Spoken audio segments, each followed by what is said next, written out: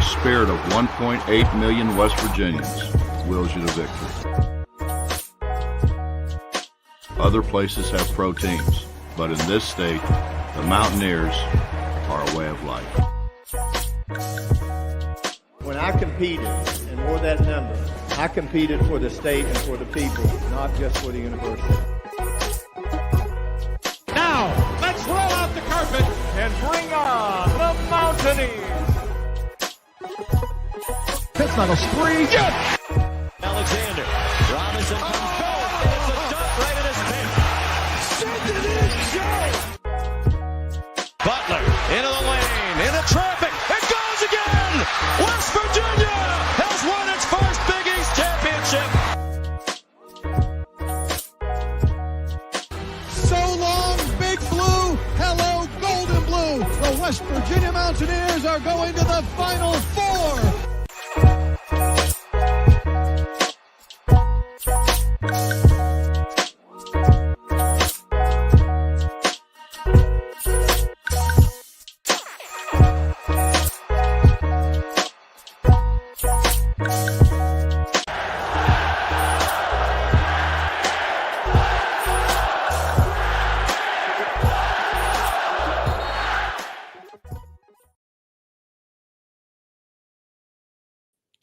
What's going on, Mountaineer Nation? Welcome into a CRW Hoops emergency episode here. I guess you could call it an emergency podcast here.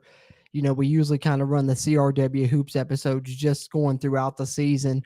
Other than that, just kind of factor in the basketball news into our CRW proper podcast. But with this one being as kind of ground shaking as it was, wanted to do a live stream here on the channel where we could factor it in not only as a CRW Hoops podcast episode, but definitely wanted to hear some of your all's thoughts throughout Mountaineer Nation. So as I say that, be sure drop your thoughts in the questions, comments there down in the chat below. Whatever you have there, questions, comments, concerns, be sure we will address them as we continue throughout this live stream. As we now know, of course, unless you've been living under a rock the past couple of days here in West Virginia, you know the news that is occurred here among Mountaineer Nation. And just kind of backtrack it, I guess, in my own perspective personally, Friday night, I guess it was, I had, crashed, called it a night, and woke up to a ton of missed calls, messages, etc. on my phone, wondering what's going on. And as it turned out, just by about half an hour or an hour or so, I had laid down just ahead of kind of some of the reports coming out of the news in regards to Bob Huggins potentially at that time being arrested for a DUI, which we would then go on to learn the next day was the case. And then by later in that day, had the news that Bob Huggins had resigned from West Virginia and decided to retire. As it was presented to him, I do believe that his only two options were to either resign or be fired from the university following the kind of quote-unquote probation period that he was on following the incident that had just occurred, about 6 weeks or so earlier. So that's kind of where we are now and kind of where it came from in my perspective. But I'm going to run through here. Of course, I'm going to address the statements made from WVU and the statements from Coach Huggins. And then we're going to dive in on how it affects the future of West Virginia basketball, both from a staff perspective, as we now know that some of their jobs may be in jeopardy as well moving forward. And then, of course, the main concern from a lot of Mountaineer Nation has been this transfer class that West Virginia has reeled in, one of the top transfer portal classes in all of college basketball, top 3 by most services, and number 1 or 2 by the majority of those. So I think that it's an issue for West Virginia to continue to look ahead to see who may be on this roster now moving forward as the season progresses. Can these players transfer? Can they not? That's kind of an issue that's been going on throughout Mountaineer Nation. I want to touch on that throughout this episode. But as I go through here on some of these news topics in regards to Coach Huggins and the WVU basketball team, I will, like I said, I'll touch on the statements. I'll touch on the future. I got plenty of tabs up here pulled up I'm going to address on my own. But as I do so, I encourage you guys, be sure to drop your thoughts personally, how you're feeling in regards to this situation, the upcoming West Virginia basketball season. what have you, any WVU thoughts you have, really, whether they be basketball or football or any WVU sport related. We really appreciate you chiming in with those in the chat, and we'll try and address your questions, comments, and concerns as we continue throughout this live stream here on this kind of emergency episode of the CRW Hoops podcast here, which we are addressing here in a June 18th live stream on the Country Roads webcast channel. But in doing so, we already have a couple of comments in here rolling in. I'll touch on those before I get into the statements made by both Bob Huggins and West Virginia University that we now know of here moving forward as we continue to progress throughout this situation that is very fluid, and try and cover it as we continue throughout this offseason. Looking forward to the 2023-2024 WVU basketball season. Before I get into those, real quick, let me wet my whistle with a sip of coffee. Of course, as you guys know that follow the CRW, me and my coffee addiction. But momentarily, I will address both these comments and then get into the statements made from Coach Huggins and the university and the other news topics that we have here to address on this live stream.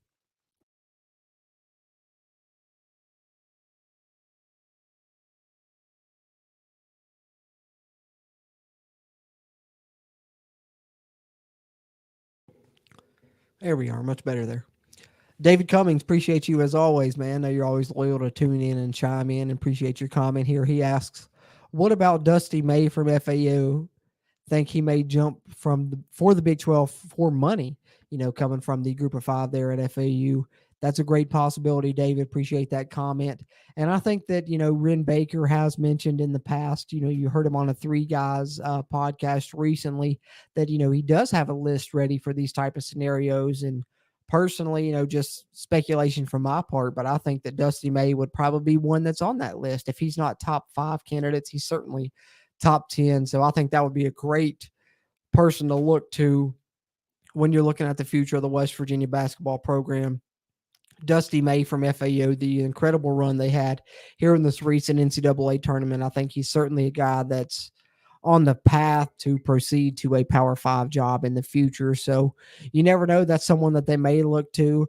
I think ultimately what it boils down to, and of course I'll get to this later on as we continue throughout the live stream, I kind of just want to address this chronologically as much as possible. Like I said, I want to touch on the statements and then kind of the assistants, and then we'll touch on the transfer portion. And then towards the end, I kind of want to discuss maybe what the future might hold for West Virginia. But what I can say right now is I think, to me, it's kind of either falling into one of two factors for the future when it comes to this program here at West Virginia. I think that either you're looking for a person that's going to factor in for a year or two, kind of a stopgap, if you will, an interim guy, whether that's coming from within the university or maybe someone that's a little bit older that's retired, they can come in and take this transfer class that West Virginia has, try and keep everyone at bay and have a successful season. Either one of those options, I think, is on the table for West Virginia as kind of a stopgap for a year or two. Or are you looking to maybe make a hire that's long-term and going to be here for a long time at West Virginia and try and build this thing? And I think that's kind of the position that Ren Baker's in right now.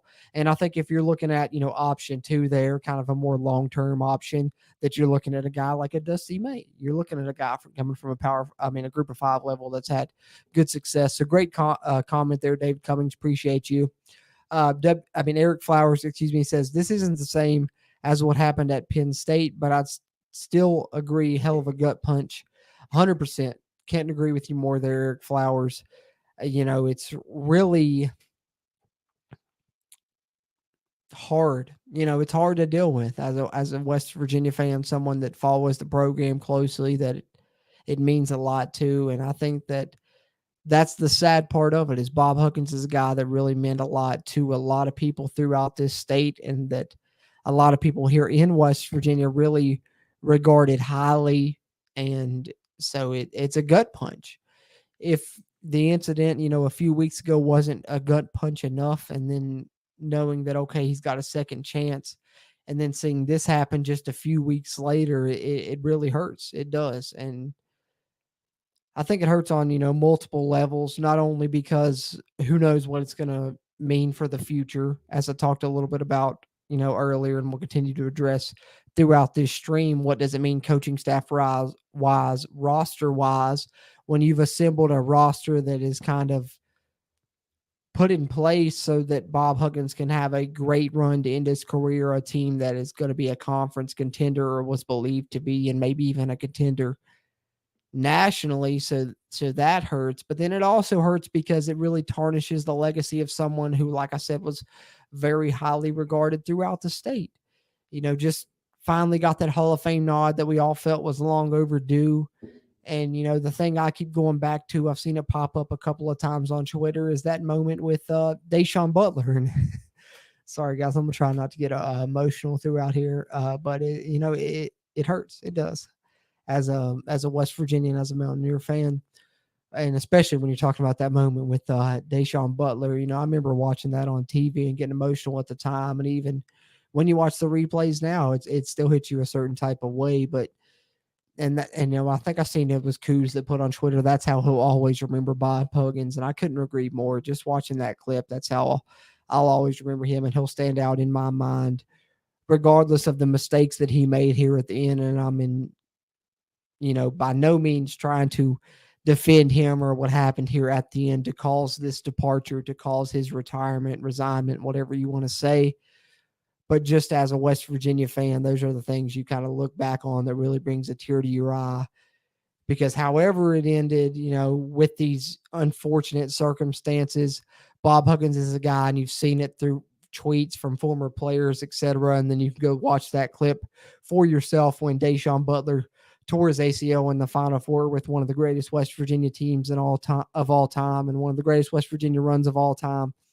How Deshaun Butler's sitting there laying on the court, pleading that he's, so sorry to Bob Huggins that he couldn't bring him a national championship, and Bob Huggins embracing him and just telling him that it's okay, and that how much he loves him. And you can see that a few times throughout Bob Huggins' career, how he embraced players and let them know how much he loved them, and things like that. That just goes to show how much, Bob Huggins meant not only to this state, but to the players that have come through this program. And like I said, a lot of players have put out statements on their own on social media, etc., that have really gone to go along with that, and how much of an impact Bob Huggins made on their lives.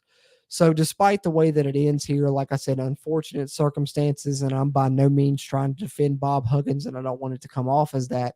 But I think that this, of course, one of the things my mom always used to tell me is you made your own bed, now you got to lie in it.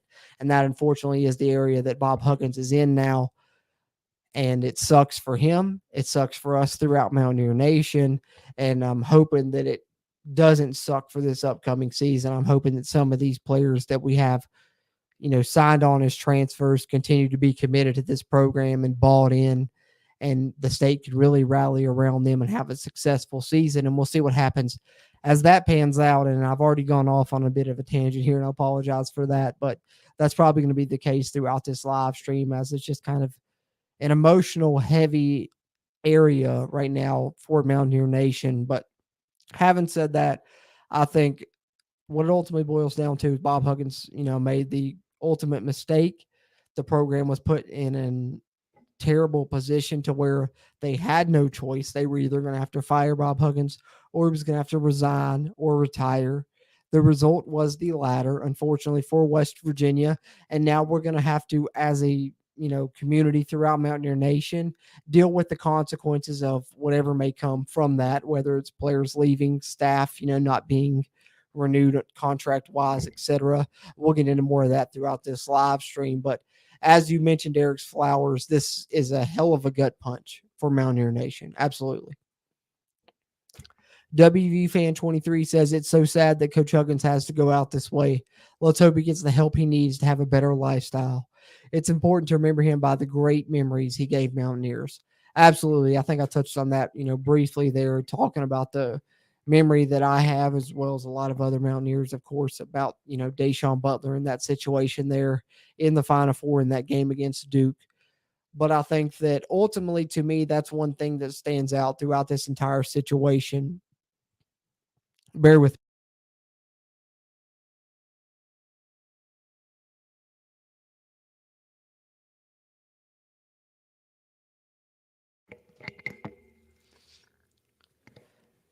Apologies. Is the fact that Bob Huggins, he's obviously hurting right now. I think that that's what stands out to me the most from whether it's this situation or the one from a few weeks ago.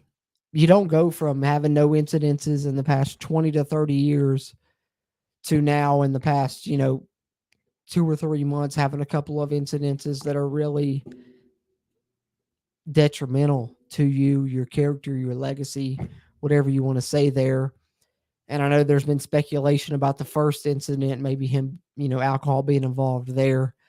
I don't want to speculate on that because I don't know, and no one knows really, unless you were there with Bob Huggins at that moment. But I think that what we can devise from this situation is that something is certainly going on. And I don't know what it is in Bob Huggins' personal life, but he's obviously going through something to cause the things that are happening now to occur. Looking at the police report from the incident, and I promise we'll get into more of the statements and the stuff here that I'm going to share on the screen momentarily. But, you look at the police report and the numbers that he blew there on the breathalyzer, the trash bags full of alcohol, go to show that there's certainly a larger issue at play. I think it was on Three Guys podcast that Hoppy Kercheval mentioned. It's not an issue of just a couple of drinks and maybe blowing over. When you look at the police report and it's trash bags full of alcohol and 3 times over the legal limit, I think that certainly this situation, this incident, whatever you want to call it, accompanied with the one that occurred, a couple of months ago, certainly shows that there's maybe a deeper seated issue here. And I think that, to go along with WVU Van 23's comment here, that us throughout Mountaineer Nation at this point, we hope for the success of the future of Mountaineer basketball, obviously. But in addition to that, I think we need to root for Bob Huggins to find a resolution in this retirement, something that really hopefully he can become happy and healthy throughout all this. Because as a couple of people have put on here, it really is a sad way to see it end this way for not only someone that's beloved throughout West Virginia, but we got to remember this is one of the all-time winningest coaches in all of college basketball, right? So obviously it's a sad situation all around, but I think that indeed Coach Huggins hopefully can, get the help that he needs and get to a place where he's happy and healthy. David Cummings says it's sad. I absolutely love him as a coach and person. He will always be revered to Mountaineer fans. Couldn't agree more. If I haven't expressed that enough here, here we are 18 minutes into this stream, and I feel like I haven't gotten to even the news topics and the statements yet, but, it's kind of an emotional subject. Curtis D 316 says, make Josh Eilert interim head coach. He has been at WVU over 15 years, and players like him, he has ever hurt next to him that has coaching experience. I think that's something that a lot of Mountaineer Nation has been clamoring for. He's been here since the beginning with Coach Huggins, throughout the successes, throughout the ups and downs.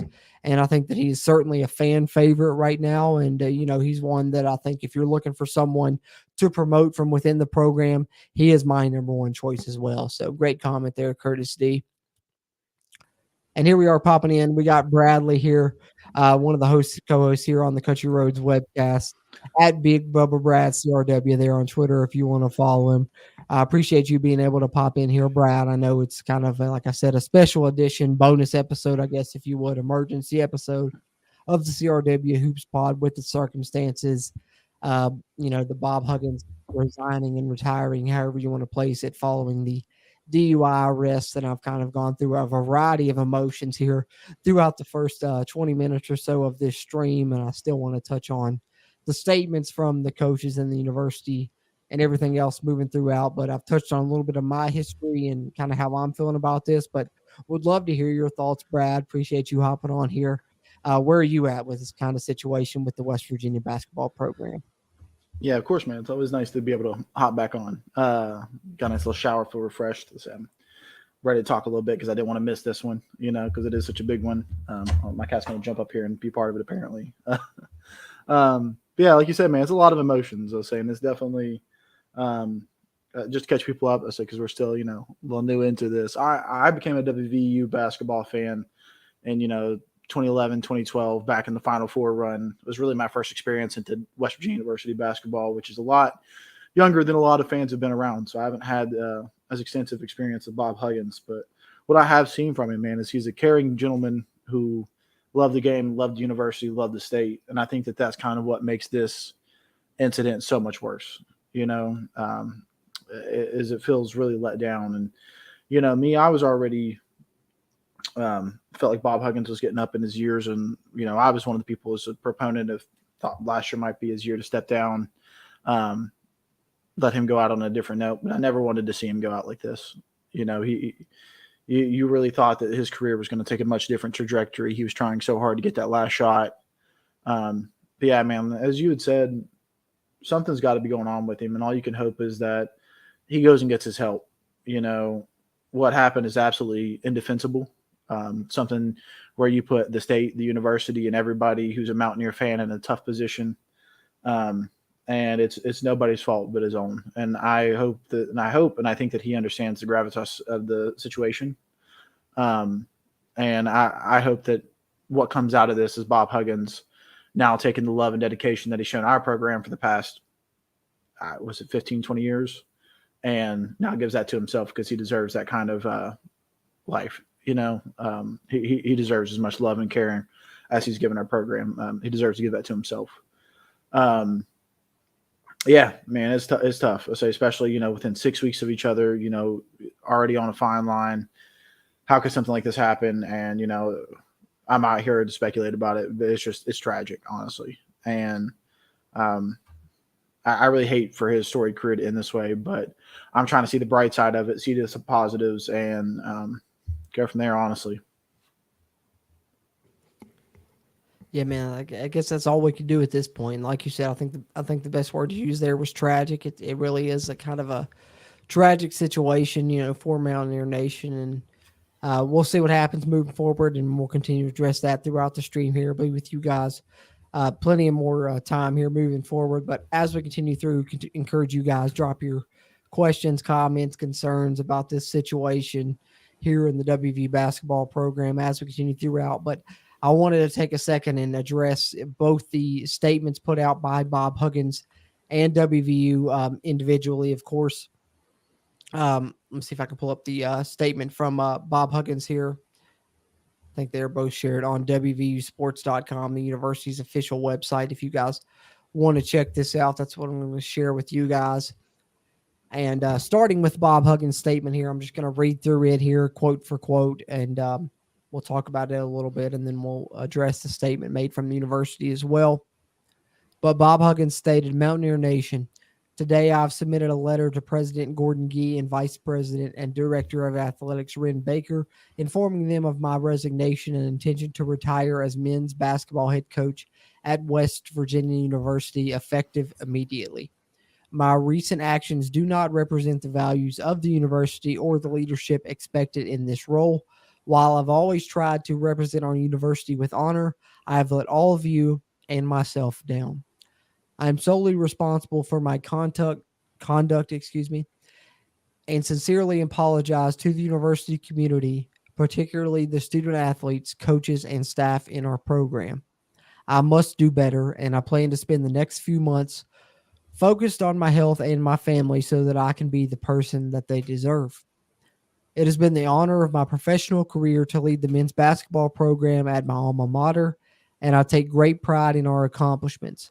But I am most proud of the tremendous young men who chose to spend their formative years with us and who have gone on to do great things with their lives. I was born in Morgantown, graduated from West Virginia University, and had the pleasure of coaching here for 17 seasons as an assistant or head coach. It will always be my home, and I will always be a Mountaineer. Thank you to everyone who has supported our program over the years. It has meant more to me and my family than you could ever know. Sincerely, Bob Huggins." So there is a statement from Bob Huggins there, and we will touch on the statement from Ren Baker and Gordon Gee here momentarily. But before we do, Brad, any thoughts there on the statement that Bob Huggins put out in regards to his decision to resign and retire? As we know, that was probably, the only option that he had following this terrible incident, the DUI that occurred this past weekend over in Pittsburgh. Yeah, I mean, it was definitely either fire or be resigned. And I think that he's a bit lucky that if he was not Bob Huggins, anybody else in this position would have not had that opportunity. I think that they would have been fired. And so I think that he should be thankful that he had that opportunity, that he's embraced himself enough for that program to get that. I will say that also part of it for me resonates, and I'm not here to kick Bob Huggins while he's down, but a lot of this does feel similar to the apology he made 6 weeks ago. You know, I'll work on myself. I'll do better. And again, I get to the point where I just hope that he really takes those own words in, and it's not just a statement to appease fans and make them happy. I think that he truly needs to focus on himself and try to improve on him. Because like I said, he deserves better in his old age than what he's been giving himself right now. And also, just because you're no longer the head coach of the basketball team here at WVU, you will always be synonymous with the university, and your name will always carry weight there. And going forward, anything that happens similar is still going to be reflected upon the university as such, even if you're not currently working with them. So I hope that he really takes that to his own heart and truly works on himself from this point on. Great point. Couldn't agree more. I think that's kind of where we're at with it, and just got to hope for the best for Bob Huggins moving forward in the future with where we're at now. But in regards to the university's kind of, I guess, response, you could say to that, the statement that came from President Gordon Gee and Athletic Director Ren Baker, as shared here in that same article over on WVUsports.com, they stated, Coach Huggins has informed us of his intent to retire and has submitted his letter of resignation, and we have accepted it in light of recent events. We support his decision so that he can focus on his health and his family. On behalf of West Virginia University, we share our appreciation for his services to our university, our community, and our state during his time as a student athlete, assistant coach, and head coach. Coach Huggins devoted himself to his players, to our student body, to our fans and alumni, and to all West Virginians. His contributions will always be a part of our history.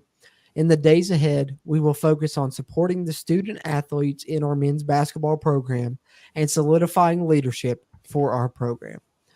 So there you go, kind of a statement from both the president and the athletic director in regards to the future of West Virginia. And we'll get into more of that future and what it may hold for both assistants on the staff and players on the roster here momentarily. But before we do that, I wanted to catch up with your all's comments here. And you guys are encouraged, as always, here on these live streams on the Country Roads webcast channel. Drop your questions, thoughts, comments, concerns in the live chat there below. Or if you're watching even on a playback, drop them in the comments and we'll respond in text form. But we really appreciate the interactions as we continue to try and grow the Country Roads webcast community throughout Mountaineer Nation. And in turn with that, if you're tuned in live or on our playback, it'll really help us if you hit that like button. Give us a thumbs up. It'll help not only this video's performance, but future videos performances here on the channel. And if you're a WVU fan, be sure hit that subscribe button. Helps us and it helps you, as it helps get more of this Mountaineer sports content out to Mountaineer Nation. But having said that, let's catch up on some of your all's comments before we talk about how this may affect the West Virginia staff and roster in the future. WV fan 23 says, I would love us to hire John Beeline again or Jay Wright to lead this transfer class for a year or two and strike while we have these players. Maybe we could make a Final Four run. And, that kind of goes back to what I mentioned earlier. I think it boils down to if you're trying to hire someone to come in the interim for a year or two to maybe make a run with this excellent transfer portal class you have now, or if you're trying to bring in someone to kind of build for the future for West Virginia. But I think if you're trying to bring in someone for the short term, John Beeline and Jay Wright are both great options. Brad, what do you think there? Any other thoughts there on WV Van 23's comment in regards to John Beeline or Jay Wright? Yeah, I had heard you mention that, and I think that that's a pretty strong line to take. That are we going to go for the here and now, or are we going to go for the future? And I really think that it's my heart tells me the prerogative of West Virginia University is to go long term. I don't ever really see us as much of a short term thinkers. In my experience in West Virginia University, that has not really seemed like our MO. We had a basketball coach for a long time. Dana Holgerson here was here for a good stint. Every football coach I've known has been here for a good stint. Neil Brown has been here for 5 years, which is probably longer than a lot of people thought. We have a real dedication, so I wouldn't be surprised to see us go the more long-term career route. Me personally, I would like to see us go with somebody that could come in, kind of keep this group together, draw in immediate respect, and kind of, have a chance with this team and maybe next year's team to really get something special going. And I think anybody like John Beeline or what's the other gentleman? I had his name in my head all day. Jay Wright. Yeah, and I would even throw in there, I don't know how interested he would be, but great friend of Bob Huggins and somebody that you could probably get behind is Mr. Roy Williams. I think is his name, right? UNC's former head coach. Oh, I'm there. Yeah, absolutely. And, I don't know the realisticness of that, but West Virginia University could throw up some pretty big money right now if they wanted to. And somebody who knows basketball, has been around basketball, looks at this roster and knows that there's a ton of potential here. And for somebody to step in and really do a solid for their friend, let him know that they're going to step in and take care of his players and run them right. Don't know how much stepping on Bob Huggins' toes that would be, but I would love to see our university take a step like that, because I think that we've got some real potential here to have a special team. And I don't want to see them miss out on that just to take a chance on finding the right coach. For me, that's a decision I would love to see. I would love to see them really take that gamble and take that shot at it, honestly. Don't build up to it. Take what you got and see what you can make of it. But like I said, in my heart of hearts, I feel like that's not West Virginia's prerogative, and I don't think it's a bad decision. I guess it's a good way to put it. It's not a bad decision to go for the long term, but may not be exactly the right decision. Yeah, I'm of two minds about it, because I love this roster West Virginia has, and I want to make a run this year, but also, you got to think for the future. So it's hard to kind of say what you want to do, moving forward, but we'll see how it pans out. But David Cummings with a great comment here. Ren Baker is going through a trial by fire. He has to be rethinking taking this job. The poor guy walked into a literal crap storm. I feel for him having to deal with all of this. And that's certainly something that's come to mind for me, is Ren Baker has had a hell of a, time here on his first few months of the job. Brad, I'm going to let you kind of vamp on your thoughts on Ren Baker there real quick. I got to run off screen momentarily. I'll be back here in just a second, but let me know what you think about Ren Baker and just kind of everything he's had to deal with in his early tenure. Yeah, absolutely. Because I got some feelings towards Ren Baker right now when it comes to the situation, guys. And that's because I personally feel like, even though it has been an insane first year for Mr. Ren Baker, though this is not fun and not a decision he would like to be making at this moment, I think that it gives him a very unique position to put his name and stamp on our athletic department. And that could be scary, but I have good feelings about Ren Baker. I think that his mind's there. I think he's really talented. And I think that, if he gets any kind of progress in any sort of way for our basketball and football program, it's going to be phenomenal for him in his career. Because coming in and in your first, maybe even second year, you've been able to create your whole entire athletic department, replacing a women's basketball coach, a men's basketball coach, and potentially a men's football coach, and having all of your people in place and giving that chance to be like, hey, if there is positive going on, to be like, hey, I did this. This is me. And I think it gives him a lot to strive for. I think it gives him a big goal. And I think that, even though this isn't fun, it may just be a huge opportunity for Ren Baker. I don't know how much you heard, Jordan. I'll recap a little bit. I think that this is a huge opportunity for Ren Baker personally. I think that, it's not a decision he wants to make, but in 2 years, he could have a full athletic department of all his own people, and any progress he can claim is his own, to be quite honest. And if he sees it as an opportunity, then he's hungry enough to go out and get it. He could really make great changes for West Virginia University.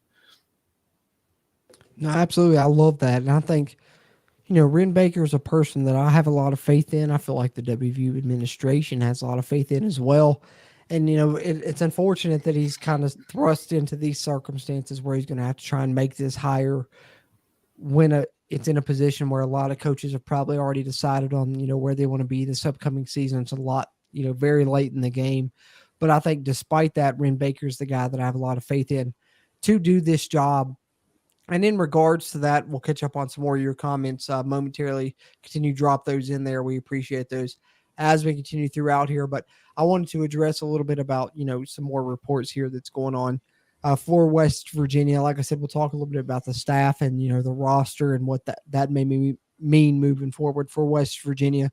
But as far as the search is concerned, as we're kind of touching on that a little bit, we've mentioned Jay Wright and John Beeline as, a couple of candidates. Pete Thamel, of course, who was kind of the Atmos name that's at the front of these reports. He was the one that initially reported the, resignation of Bob Huggins. He came out and also stated that West Virginia is expected to conduct a national search for the school's next coach. Internal candidates will all be considered. So we know those internal candidates are, Ron Everhart, Josh Eilert, and DeMar Johnson. Josh Eilert, kind of my favorite of those candidates, but one of the job's top attractions, according to Pete Thamel, is the NIL opportunities that helped lure one of the top transfer portal classes in the country to Morgantown, which we've touched on briefly here throughout the stream. So as far as what you're wondering, if what West Virginia is looking for in this search, they're definitely looking nationwide if they're looking outside the program, but they're also not ruling out internal candidates as well. So I think to me, Brad, like I said, I think someone mentioned it earlier. I really like the idea of Josh Eilert just because of his familiarity. He's been here since, the initial hiring of Bob Huggins back in 2007. So I think that that's kind of my top guy there if I'm looking throughout the program. But I know Ron Everhart is certainly the most veteran, whereas DeMar Johnson is probably the most one that is kind of the youngest that can relate to the players the most, perhaps. But, looking at that report from Pete Thamel, what are you thinking as far as a national search versus an internal search? I mean, I think it's good that they're being all encompassing. I think that it's dumb to limit yourself in any way. But I really think that, the position of West Virginia University men's head basketball coach is a really, really tempting offer for a lot of people. I mean, it is one of the really well-known basketball school. I mean, people know about West Virginia University basketball because of Bob Huggins, because of Beeline. And, there's history here. We've got a great Coliseum. We've got a great atmosphere. We got huge student involvement. We've got a pretty big donor base. And even though that they are very ingrained and in love to Bob Huggins, I don't think many of them are going to pull their checkbooks away just because of what has happened in recent events. And so I think that, Ren Baker is really going to be able to kind of throw his checkbook around, and if that means finding somebody for 1 or 2 years and maybe still sticking with John Eilert, keeping that staff together, somebody that's not going to come in and be divisive or looking internal, I think that there's great options. And I think that, not limiting ourselves is the best thing we can do. Yeah. Absolutely. Explore all options. I'm right there with you on that.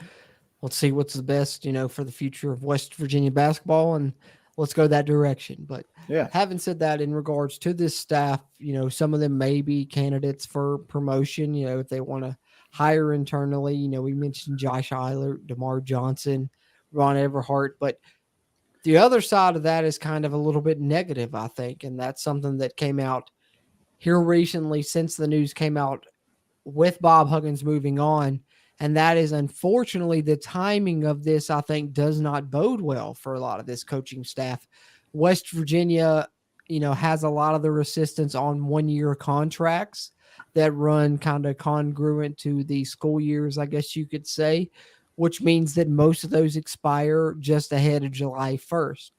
And with the timing of this, a lot of these assistant coaches' contracts will be expiring in the next 2 weeks.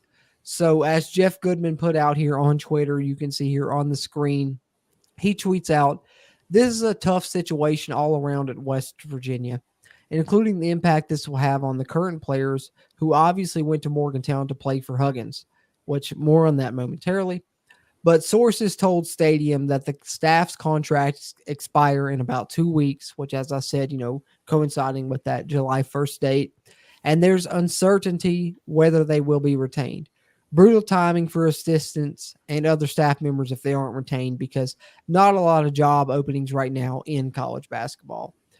So, this just kind of goes to go, to reinstate the ripple effects that the one decision of the one mistake that Bob Huggins made here has on, the West Virginia basketball program, not only with the transfers, which I think is one of the first things that comes to mind for a lot of us here in Mountaineer Nation. And we'll talk more about that momentarily, but the staff as well. Now we have learned, as a lot of their contracts ending here at the end of June. And so a lot of them probably will not be retained. And, it's just up to the university whether they want to bring these guys back. And a lot of that is probably dependent on who they choose to hire. But in regards to that, Brad, any thoughts on the West Virginia staff and kind of the ripple effects of this situation in regarding Coach Huggins? Yeah, I mean, I'd like to turn around and flip that on you with that in mind, and with the question of players and them staying. What do you feel like is the timeline for West Virginia to figure out a head coach? Great question. Great question. I think it's a situation where time is of the essence. So I think ideally within 2 weeks, you need to have someone in here. I think personally, that's maximum to me, and I wouldn't be surprised if it came sooner.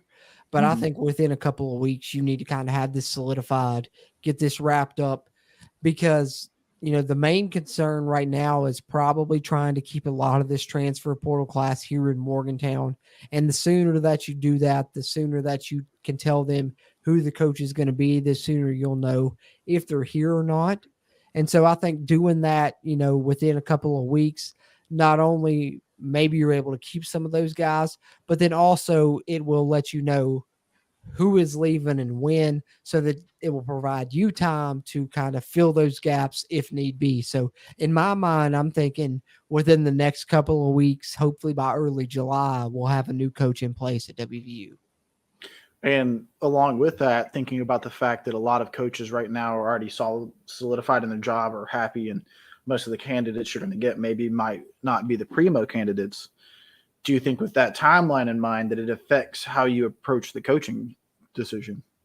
Because having only 2 weeks, you're not going to be able to a lot of time to deliberate with a up-and-coming ACC head coach to talk about details and find things like along those measures as you would just bringing somebody up, And so it's like it gets to that point of if you feel like you don't necessarily have the right coach for some reason, do you then risk having your kids transfer to have more time to find the right coach, if they are looking for longevity? Yeah, I think that's what it boils down to. And to me, if, with the short order, if I'm Ren Baker, I'm promoting Josh Eilert, somebody within this program, because I think that's your best case scenario to keep, kind of the players you have, signed on, transfer, and not, keep any of these players that are, maybe thinking about transferring out that are, coming back, returning on the roster, keep them here as well. So I think for me, yeah, I would personally probably promote from within at least for a year. And then after that, if you want to do something long-term, go with that. But like I said, I'm from the outside looking in, so it's hard to tell. Yeah, right now at this point, it definitely feels like it's an interim position, like it is the most logical decision, no matter where that comes from. But that the person that we find out maybe in the next 2 weeks might not necessarily be the coach that we have for the next 2 years. Yeah, absolutely. Absolutely. I'm right there with you on that one. Catch up on some of your all's comments here before we get into a little bit of the roster and what we may expect moving forward. I know that's kind of the main concern right now. West Virginia has one of the top transfer portal classes in all of college basketball coming in this season. So a lot of people are now concerned, can these guys leave? Can they stay? And we're going to address that momentarily here on the stream. But before we do, I want to catch up with some of your all's comments here. Let's see if I can scroll back to where we are here. Yeah, I think that was off of just one comment. I think. I was about to say, you know how it goes. Get off on tangents every now and then. You get but, two of us together, we'll go for 2 hours. So. Absolutely, easily. Curtis D316 says the coaching pool will be a lot better next year if they can't get Jay right. Just go interim head coach internally, which goes right along with kind of what we were stating there. WVN 23 also states, according to my friend who claims to have an inside source, told me that WVU talked to Ben McCollum today from Northwestern Missouri State. His record in D2 is 334-83 with 4 Division II national championships. I know Ren Baker hired him. He's one of the names that's been on the short list. Appreciate that info, WVU fan 23. And it's not the first time I heard that, so I wouldn't be surprised to see that come up. I want to share a little bit more about Ben McCollum momentarily, but let's catch up on some of these comments more here in the future. Bo Stacker says, I'd say McCollum is going to be announced within a few days. So there you go. Another one coming in talking about Ben McCollum. Appreciate you, Bo Stacker, always tuning in and chiming in. Eric says, wonder if we had a short list already because of previous Huggins issues. Definitely feel like that's the case. I think on 3 guys, smart, he would have stated as much. Yeah. I feel like if he's as good as his job as we hope he is, yeah, he had a list ready. Yeah. And speaking of that list, WVU football going deep here says a lot depends on who is on Ren Baker's emergency list for coaches and what happens if he gives them a call. Same for any of the up-and-coming coaches. That determines if you look for interim. I agree. I think it just, like I said, depends on who's available on that list. We know Ren Baker has, said list. He mentioned as much on an interview on 3 guys before the game just, a couple of weeks ago, which, funny enough, the timing kind of lines up to know that it is something that he keeps track of, is trying to have a list for the major sports of coaches that are kind of hot in the profession. So we'll see what happens. But I think that's kind of interesting to think about. What if Ren Baker wants one thing and maybe Gordon Gee wants another? True. What if our donors want a little bit, like I said, my heart of hearts tells me that West Virginia University is going to go long-term, but I would like to see them try to go make a splash. But what if Ren Baker wants a 3-year guy and, he's willing to risk this transfer class because it gets him to bring in his own guy, He can get him now. Why not make the move now instead of waiting till later and risk, not being able to make the same move? Yeah, absolutely. And it just makes you think, because like me as an AD, like I don't want my toes stepped on that way. You brought me here to do my job. Don't tell me who to hire. Yeah, I think ultimately it's got to fall in Ren Baker's corner. Personally, you hope so. That's first crossed, year, right? But also at that point, I'm saying, hey, look at like what they said earlier. Look at the shit show you've thrown me into. True. No, I'm going to do things how I want to do them. True. You're not wrong. You're not wrong there. And I couldn't blame him for having that attitude. But yeah, me either. Bo Stacker says this coach is going to happen in a matter of days, guys, not weeks. I don't argue with you there. I think the sooner the better for West Virginia. So hopefully, I hope you're right. I hope it does happen in a matter of days and not weeks. Yeah. I think at that point, I don't know. We haven't even heard like an official conference or anything from Ren Baker. Like I thought we'd at least get a FaceTime soon, but yeah, I was surprised. Maybe he ain't got time for there it, was man. no press conference after the fact. Yeah, maybe he doesn't want to take those questions though. Yeah, that's definitely a pressing issue for sure. So, don't blame him for just putting out a statement and kind of moving on with the search. But David Cummings says Dusty May is only making $1.25 million. That is, easily reachable for us. And I 100% agree. Yeah, Bob Huggins was making, $4 million before, incident a few weeks ago, which dropped him down to, closer to $3 million. But easily we could up Dusty May's pay rate. And I don't think that's a concern for West Virginia is, bringing a group of 5 guy up and, giving them a raise. I think the concern for West Virginia at this point is that it's late in the game and who's going to want to jump from, one program to another mid-June. Yeah, but like I said, WVU is an attractive offer and they got enough money to make it worth it. Yeah. For damn near anybody in this country. Yeah, 100%. And a good enough team to also be enticing. I was about to say that transfer class has got to be enticing, 100%. Yeah. WV football going deep says an interim coach means recruiting is harder for a year or more. Yeah, you're not wrong there. Not knowing what the future is going to be. So that's something that they're probably factoring into this decision is if we bring in a guy for an interim, our player's going to ask, that we're trying to recruit next season. How long is this guy going to be here? So who knows? Maybe they do try to choose to go more long-term route. McCollum would be a guy that would fit in that range. Dusty May that's been brought up earlier as well. And John Beeline, a personal favorite of my own. I know some people have mentioned him as interim, but I don't see why he can't be long-term for, 5 years. Yeah. I would also say that wins mean a lot. So if you're able to keep this team together and, make a run for it, wins will do a lot of recruiting for you. Yep, absolutely. You're not wrong there either. Bo Stacker says a Power 5 coach is not going to happen in June. Don't disagree with you there, but that doesn't, mean that you can't have a former Power 5 coach. That brings into, discussion the Jay Wrights, the John Beelines that are kind of, called it quits, but they may come in June for a year or two, Mm-hmm. W Football Going Deep says why you shouldn't let players determine too much, especially since they'll be gone too soon anyway. They probably gave indications of transfer intentions relative to new coach decision. Yeah, I think so too. I think that's something that's come up is how much do you let this transfer portal class kind of have a say in the new coaching staff? And I think you just can't do it. As much as you want to keep all those guys, as far as the future of the program, the stability, you can't let the players really have a say so, unfortunately. I don't know. I think you can. I think you can let players have a say so. I mean, we worked so hard to pitch West Virginia as a place these guys wanted to come to turn around and say, oh, your opinions don't matter now is kind of a slap in the face. For me, anyway. That's how I feel about it. It's just like, hey, we care about you so much. We want you to transfer here.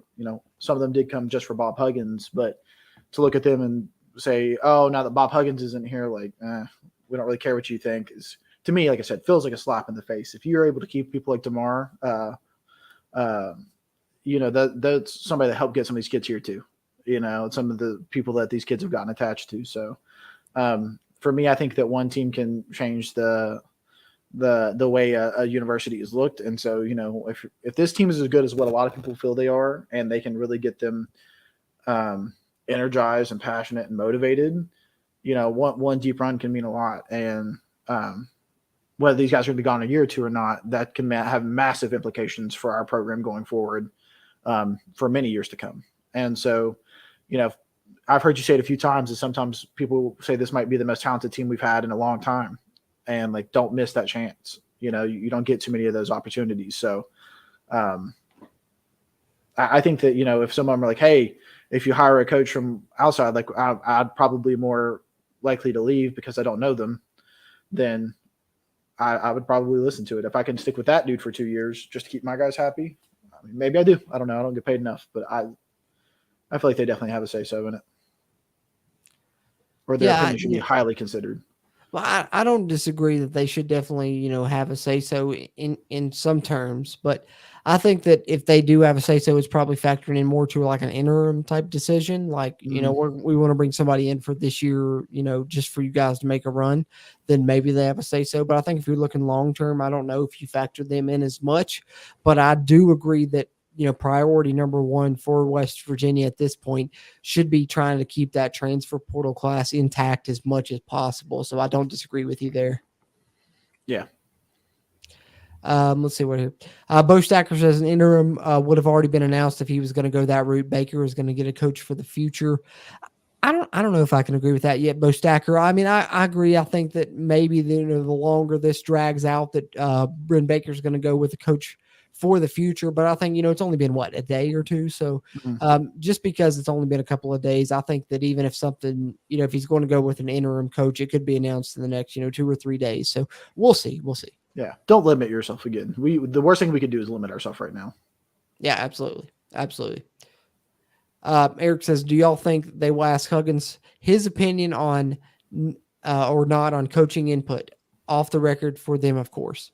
Yeah, that's something that I think was brought up. I've seen it brought up by a couple of different sources. Is Bob Huggins obviously highly regarded and Hall of Fame coach. So maybe it is a situation where he, on his way out, calls up a friend, says, "Hey, I've got a great class. Would you come in, help them, make a run this season?" Or Like a maybe Roy puts his Williams. input into, Ren Baker, says, "Hey, I know I'm gone, but I know this person will do a great job filling in this role and really have success this season." What do you think there, Brad? I'm personally going to say no. I don't think that he should have a say. They might call him up and ask because Bob Huggins is a Hall of Fame coach, but sorry, my laptop went out there. Am I still in? Am I still here? Okay. Sorry about that. But yeah, I just think that I don't know, man. For me, it just feels like the what happened is a bit too severe to really. I think he needs space from the program, and I think that the program needs space from him. And he can come back to a game whenever he wants to or whenever he feels comfortable doing it. But right now, I just feel like other things should be on Bob Huggins' mind than basketball, and I think that they should feel that way too. Yeah, I think I'm kind of right there with you. I think if things have ended a different way, if he went out on his kind of own accord, despite the fact that he is resigning, we know that was ultimately kind of a forced decision right at this point. But if it went out a different way and he was like then trying to suggest, I think maybe they would take that more into account. I think that maybe Bob Huggins will try and put a bug into the ear of the athletic department, or whatever. But who knows if that will be listened Maybe to when by it comes them. to like the interim guys, if they're coming to him and asking him, how do you feel about, I got to start remembering these names. I'm struggling on John Eifler. Is that the guy? Josh Eilert. Josh Eilert. Then like, maybe, yeah, I could understand that and see that. But like I said, outside of that, I wouldn't do it. But then again, I'm not in that position. Yeah, it's hard to tell. It's hard to tell, indeed. Indeed, it is. And like I said, who knows where that staff's going to move, from here on out. We know that, a lot of these guys may not be retained. Their contracts coming up, in a couple of weeks, July 1st, kind of the end date for those. We'll see who West Virginia chooses to retain or who they don't. And of course, we'll continue to report on that more so as this continues to progress here on the Country Roads webcast channel, which is just more reason for you guys to be able to and subscribe here if you haven't already. If you're a WVU fan, we'll continue to report on all these situations. Very fluid for the WVU basketball program for the upcoming season, but which staff members will return, who knows? We'll be able to update that moving forward in the near future, and some of them may be candidates for the interim job as well. But in addition to that, we know that there is the issue of the players that West Virginia has on the roster. We've talked about them potentially having one of the best transfer portal classes in all of college basketball. So now with the coach, moving on, a lot of people are wondering, can these players leave? And so I'm going to share here on the screen with you guys. John Rothstein put this out kind of as an indicator for Mountaineer fans as to what the status is of these transfers that have come in, one of the nation's top transfer portal classes in all of college basketball for West Virginia, and if they can move on. And unfortunately for us here throughout Mountaineer Nation, it appears that a lot of them can choose to do so, and we just got to hope that they don't choose to go that route. But according to John Rothstein, an NCAA official tells me that West Virginia players now have a 30-day window to transfer following Bob Huggins' resignation. 2 players in the Mountaineers transfer class, Kerr Kriisa and Jesse Edwards, would be eligible immediately without a waiver since they're not 2-time transfers. So that means that Raekwon Battle, Jose Perez, and Omar Silverio would need a waiver if they chose to transfer. So I don't know. I'm not going to speculate on who's more likely or what, however that goes. But Kerr Kriisa and Jesse Edwards would not need a waiver. So, eyeballs on them maybe in the near future. But as you see here, there's the graphic just kind of detailing what he stated there, that following a coaching change, student athletes have an extra 30-day time period to enter the transfer portal following that change. So, Bradley, looking ahead now for these transfers for West Virginia, and, it also that kind of bodes for the returning players, the Seth Wilsons, Joe Toussaint's, Trey Mitchell, etc. This West Virginia basketball roster, unfortunately, now appears to be a little bit in flux. As far as this transfer portal class is concerned, Are you worried about losing any of these guys or the returning roster? What ripple effects do you think, or are you worried that this may have on the West Virginia roster for this upcoming 2023-2024 basketball season? Yeah, I wouldn't say that. I'll tell you how I feel. So I feel as if this is going to be a good health check for our program at the moment. You know, these guys have been together for a little while. None of them, some of them have been on campus for a few months now. And so if they decide to stay, I think that speaks volumes. You know, I think that that's a team that's going to want to play together. I think that that's a team that's going to want to prove something.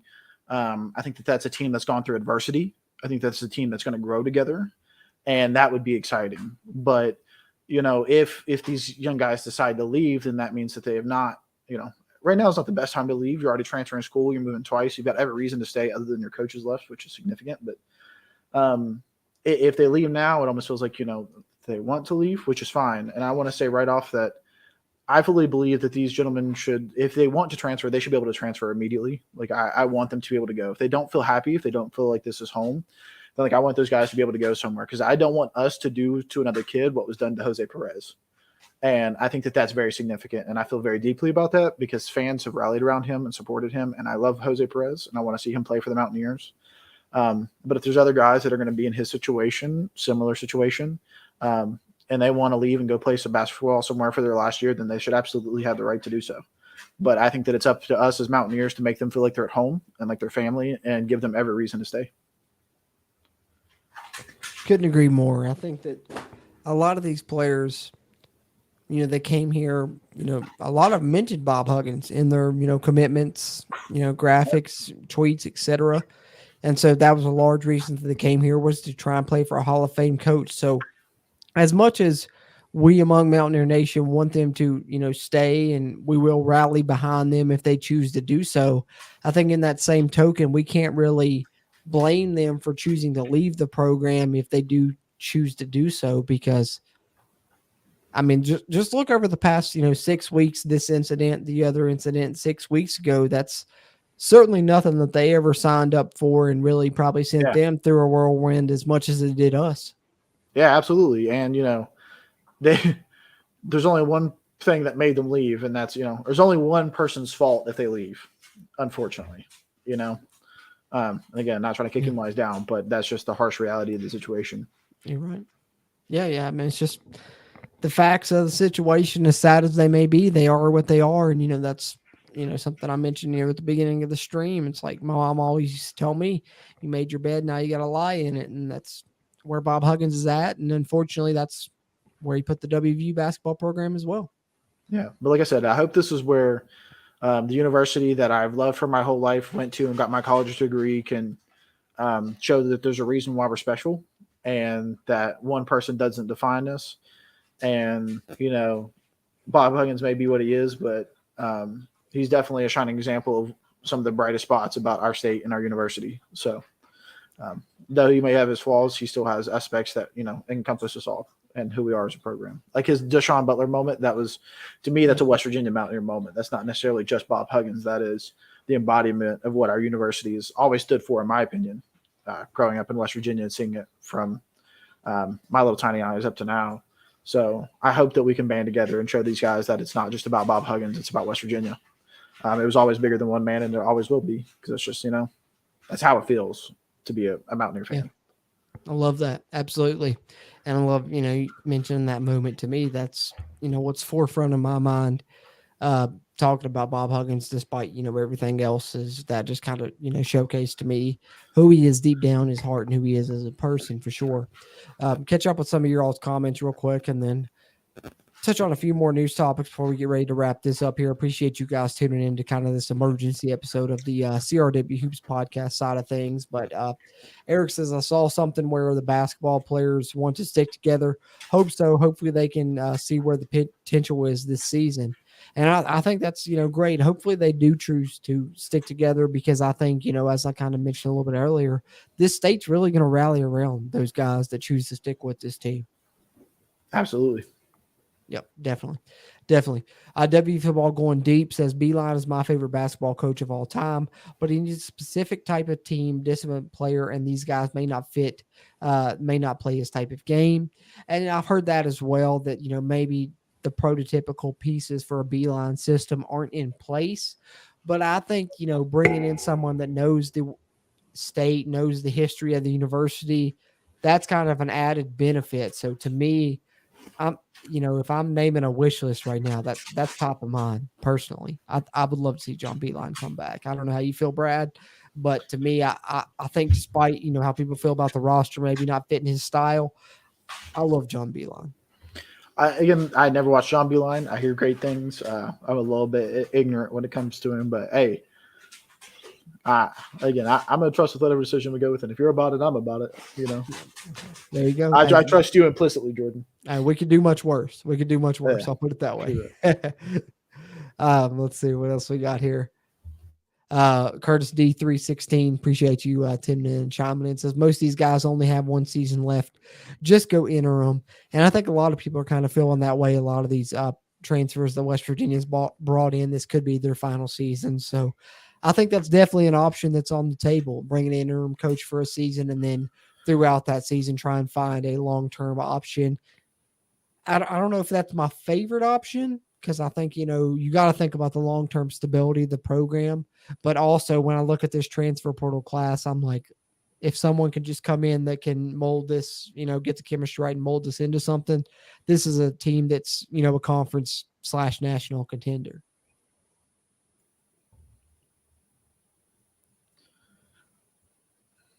Bo Stacker says, it's so sad to think what could have been with this class and Huggins on the sidelines. I know, man. Like I said, I don't want to delve into it too much. I might get emotional again here at the end, but 100%, it just sucks because you got this class that you've built up, the top transfer portal class in the nation, specifically to kind of give Huggs a run to end his career where maybe he could be a national contender and try and win it all and go out on a high note. And then things happen the way that they happen, to the point that Bob Huggins isn't even going to be the team coaching that, top transfer portal squad in the country if those guys stick around. So it's just sad all around. I talked about a little bit earlier, Hall of Fame coach, to see him end this way. We all talked about how his legacy would end because we knew he wanted to go out on top, and to see it end, I guess, unceremoniously is the best way to put it. It does suck. It does suck, and it is sad, Bo Stacker. I'm trying to find bright linings, so I will be kind of happy to see just a different basketball team, no matter what, I'm just going to be interested to see one of our teams be coached by somebody other than Bob Huggins. Slow offense, maybe. I don't know. You know what I'm saying? You know what I mean? Yeah, 100%. And I thought our game has been stale for a couple of years personally, and so just like it's at least going to be fresh, that it's going to look different, like from Dana Holgorsen to Neil Brown kind of feeling, Absolutely, 100%. Just kind of almost like a 360, 180, whatever you want to call it. But I think a lot of people are right there with you, that they've kind of felt like the game is outaged Bob Huggins, or Bob Huggins outaged the game, however you want to put that, whatever. And so I think a lot of people were kind of, embracing maybe a change to a more modern system, more, younger coach. Somebody a little bit more in touch with the game for sure. And so I think that in terms with that, it maybe the long-term option is kind of what you're looking for there, versus bringing in, a one-year stopgap of one of these other retired coaches that could come in. But like I said, it could be a situation where you have your cake and eat it too. You get an interim coach that keeps this transfer portal class together, and then you get that switch to a more younger style next season, after interim job. But like I said, we'll see what happens. We'll continue to report on that moving forward. But Curtis D316 had to pull up your comment here, because I think this really stands out to me. And he says these guys would be legends here if they stay. And I couldn't agree more. And, I want to put that out here. I highly doubt they're tuning into this, but if they are, Kirk Creasell, Raekwon Battle, Jose Perez, Omar Silverio, Jesse Edwards, all of you guys, if you do choose to stay with this West Virginia team, I can promise you that this state will rally behind you. and that you guys are all super talented, and who knows what your ceiling could be. But I think this state will rally behind you, and it will be an amazing year of West Virginia basketball if you choose to stay with this program. And fingers crossed that you do choose to do that, because as Curtis D 316 says here, I think it would make you West Virginia legends. Yeah, that's definitely the message you need to put, and that was a beautiful way to say it, Jordan. Appreciate that, man. Because they may not be listening, but the people that listen to us, they're definitely on Twitter. So if we can spread that message and let those guys know that, for sure. Absolutely. And I appreciate everyone's comments, questions, concerns that they'll drop in there in the chat. I want to encourage you guys one final time, drop any further ones you have there in the chat. We'll get ready to close this out before too much longer. And as always, be sure to drop a thumbs up on this video, whether you're tuned in live or on the playback. It really helps its performance and future videos performances here on the channel. And if you're a WVU fan, definitely subscribe to us here at the Country Roads webcast.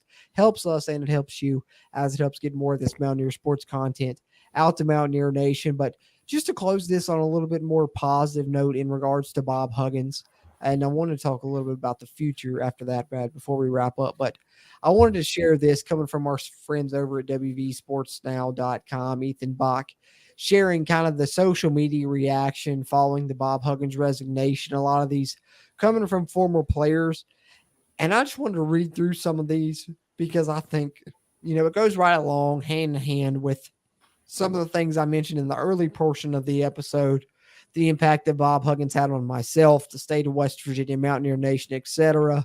But most importantly, the impact that he had on a lot of these players that played for him, these student athletes at West Virginia. So I wanted to read through some of these. Jose Perez, who is a player upcoming season for West Virginia, states, "Hugs, you changed my life since I stepped foot in Morgantown Rail Wrap," with the heartbroken emoji. "Things didn't go our way for sure, but I'll always love you." Jimmy Bell, a player for the West Virginia Mountaineers last season, who has since transferred, says, "Coach Hugs, thank you for the 1 year we had together. Forever we'll be grateful for the experience to have been coached by you. Much love to you no matter what."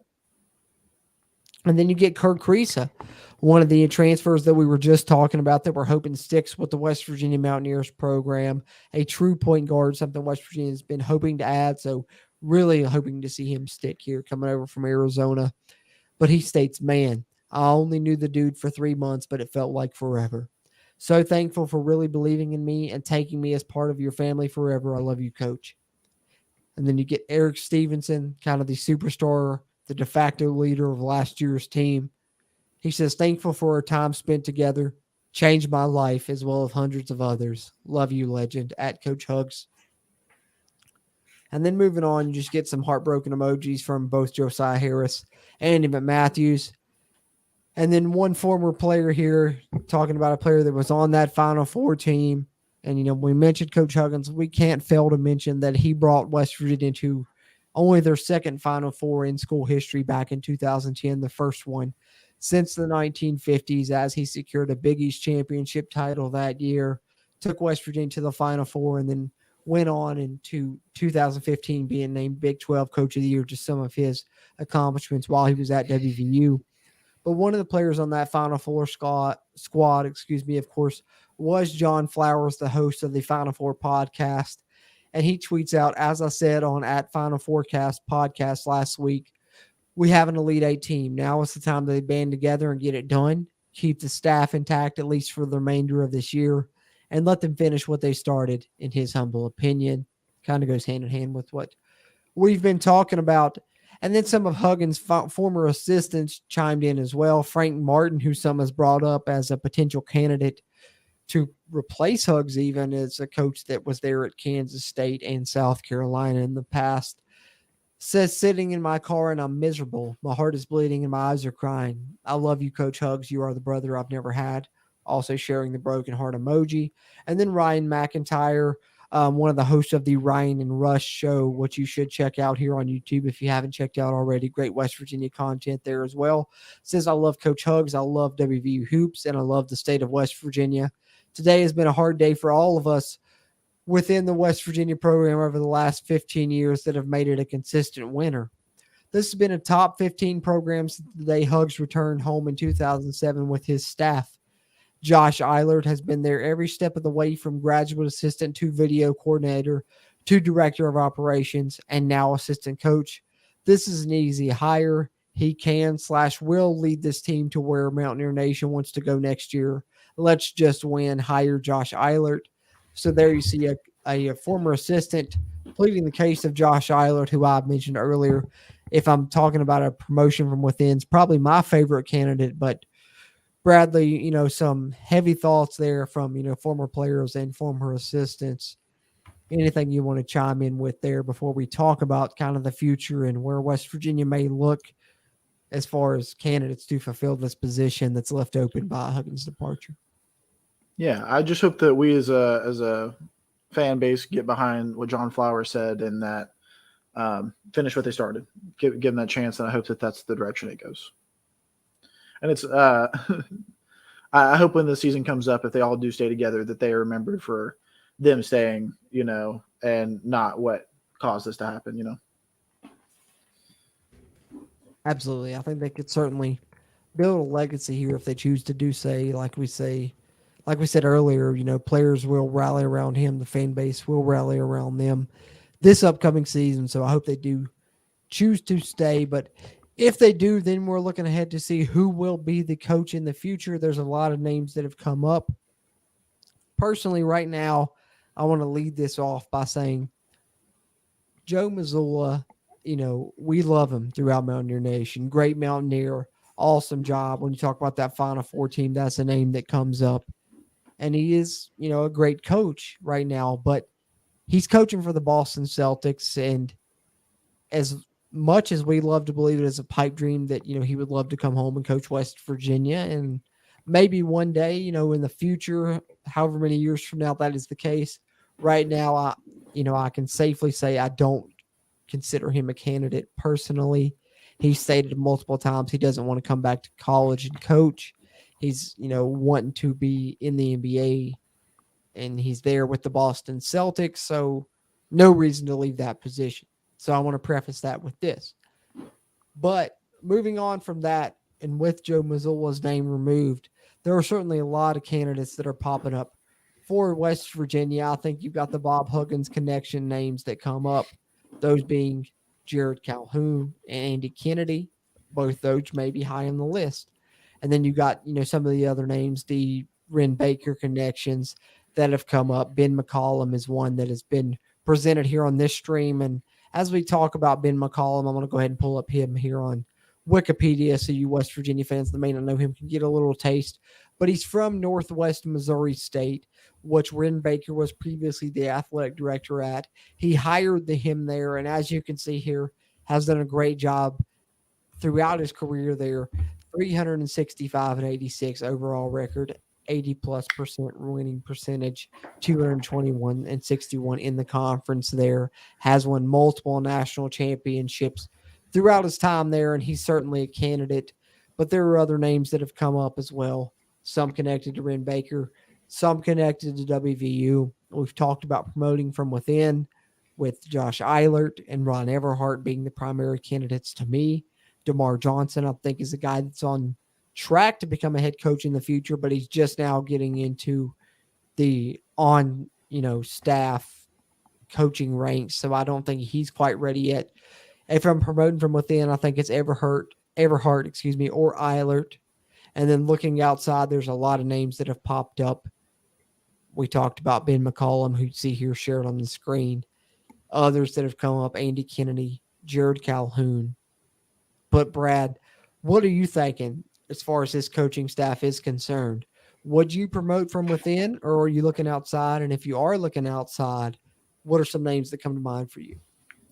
To answer the first question, I came into this podcast fully believing in finding like a Roy Williams or a John Beeline or, like a 1 and 2 year done guy. But I feel like I've been convinced a little bit to go with, or I just like an interim in general, But outside of that, if we did decide to go outside of promoting from within, I'll be honest, guys, I'm a Mountaineer fan through and through. I couldn't tell you any of these coaches' names. So people I'll be studying up on more as my time goes along. But for me, I have no opinions about anybody else. So Hey man, I'm right there with you. I'm trying to, study it and I'm hoping to try and report on it more as it moves forward and maybe, narrow down. I have a hard enough time this keeping up with list. West Virginia sports, let alone trying to worry about who's coaching. Yeah, I understand that 100%. I understand that. Like I said earlier, though, John Beeline to me, that's my number one on my list. I Yeah. love John Beeline during his time at WVU, and I think that he's a guy right now that's on the market. So Yeah. if you're So looking for what? an interim, that's my number one. So like with this, like I have no idea why John Beeline was like, what even happened with that?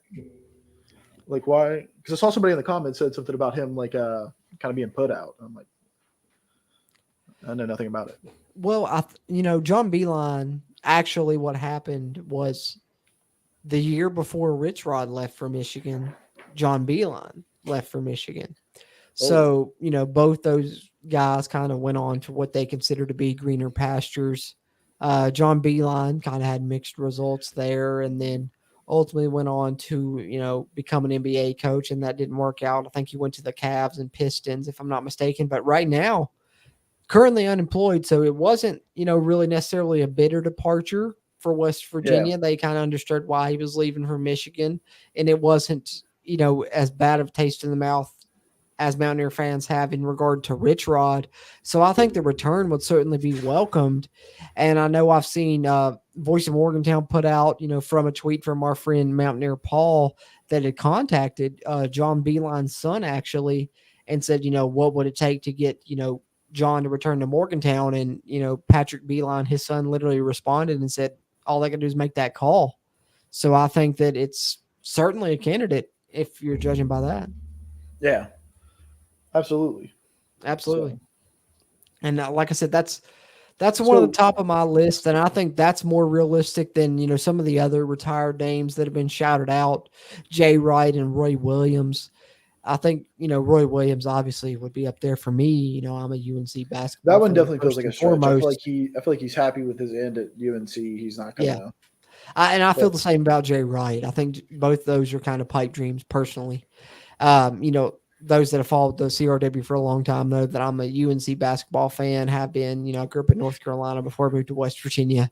That story's long told up. If you need details on it, hit me up. I'll let you know. But, I love UNC basketball, so obviously I'm a fan of Roy Williams. But I feel like Roy Williams and Jay Wright are both more pipe dreams. I feel like John Beeline, though, that definitely has potential to happen.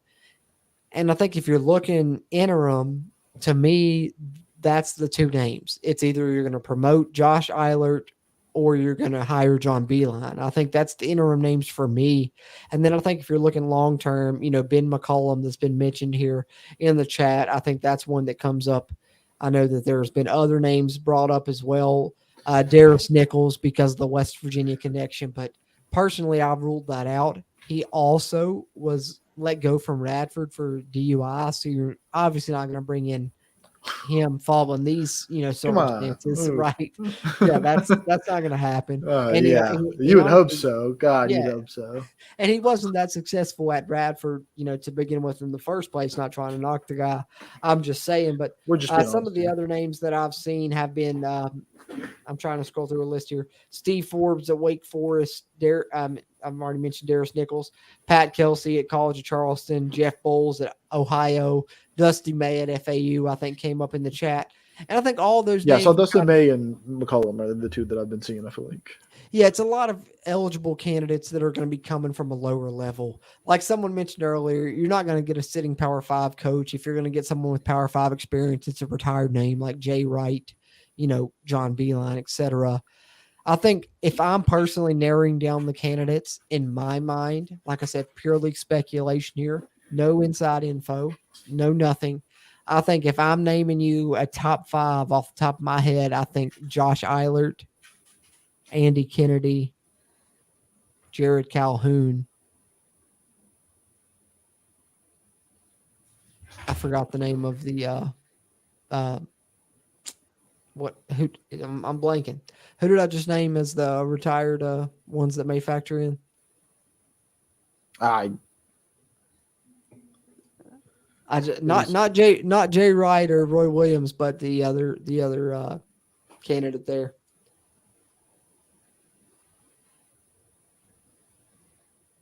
John Beeline. John Beeline, yeah. Beeline. Yeah, sorry. My mind completely went blank there for a second. Yeah, me too. I was just like, we've been talking about him for so much. I was about to say, you're on here for so long, you forget what you just said, 30 seconds ago. But to me, I think that those are kind of the top candidates. Excuse me. I think Josh Eilert, John Beeline, Jared Calhoun, Andy Kennedy, and Ben McCollum. If I'm giving a top 5, that's my top 5 right there. Yeah. Sounds good to me. Maybe I'll put out an individual video on each of those 5, but we'll see what happens moving forward. Cool. But to me, I think those are the top 5. Yeah, cool idea that we might be able to do. I think WVU football said going deep is watch for me to watch some of Beeline stuff. Maybe we can get a little react to that because I've never watched them. Maybe we'll get on here and watch them one day. We got some extra time. We'll watch it together. Yeah, I'm down for it. I love those days. Because I've got a lot of that stuff that I haven't seen, man. Like Beeline's an exciting brand. When he runs like that 5-out type of system, and he was running it. Now it's prevalent. College basketball, NBA basketball, a lot of those teams have big men that can shoot. Everyone around. All 5 players can shoot threes, but Beeline was doing that before anyone. And I would argue that Kevin Pittsnoggle is one of the most high, proficient 3-point shooter and big man in college basketball. Kevin Pittsnoggle was shooting 40+% from 3-point percentage as the 5 man on that team.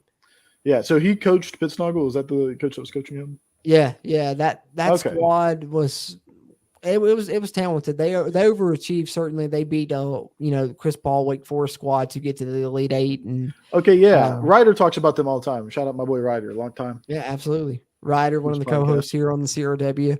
But absolutely, that team's very talented. I mean, Patrick Beeline, Mike Gansey, Kevin Pittsnoggle, Joe Hairbear, Frank Young. They really had some guys that were talented for sure. But I think John Beeline is just I loved his system, and I think it would be an exciting brand to bring back to WVU.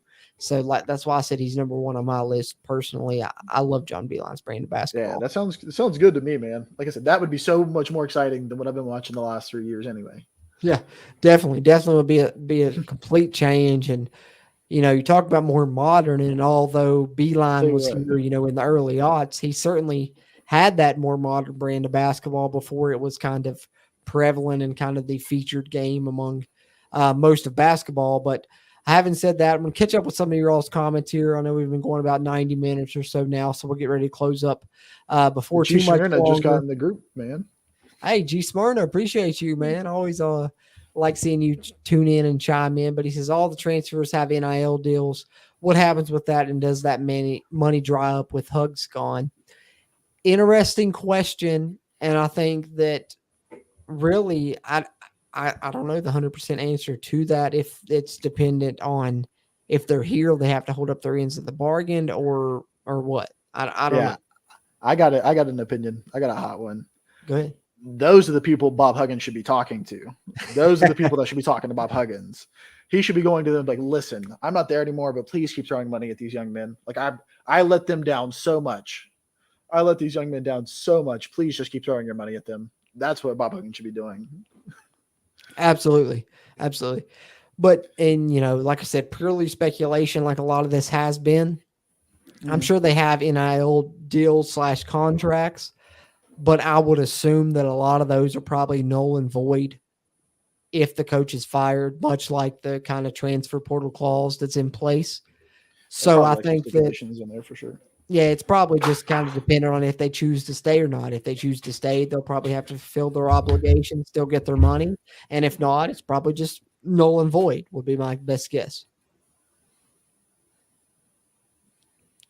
Eric says to look at it another way also, maybe the potential coach may be hesitant, not knowing player status to.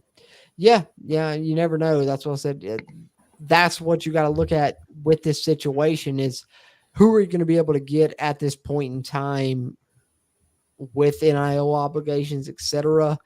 It's both intriguing for a potential incoming coach because of the roster, but then it's also kind of a situation of will they or won't they, because they don't know what's on the table either as much as we don't. Absolutely. WVU Football Going Deep says, Beeland's whole time at WVU, people pushed to hire Huggins, and word is that the assistant DA was a real pain toward Beeline, making things unpleasant. I wouldn't be surprised there, Forrest, if that was the case, because I know, around that same time, the athletic department was not very kind to Rich Rodriguez, and was kind of what ultimately forced him out of the door. So I definitely don't doubt you there that was the case.